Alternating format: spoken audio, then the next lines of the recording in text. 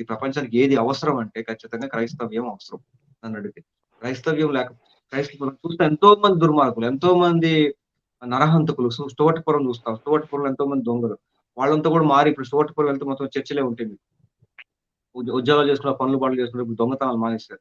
ఇప్పుడు గమనించు. అలాగా చాలా సందర్భం చాలా మంది మన క్రైస్తవ సాక్ష్యాలు చూడొచ్చు. చాలా మంది కూడా పాపం ఇంకోటి ఎక్కువ పరిశుద్ధత, పరిశుద్ధత అని చెప్పే కాన్సెప్టే క్రీస్తులో ఉంది. మిగతా మతాలన్నీ కూడా మన క్రైస్తవ్యాన్ని ఎందుకు వ్యతిరేకిస్తున్నారంటే, కేవలం మన పరిశుద్ధత, లేచిన కాడ పరిశుద్ధత, పాపం చేయకూడదు, పాపం నుండి విడుదల పొందాలి, పాపాన్ని మానేయాలి, మనం పరలోకం ఉంది, నరకం ఉంది.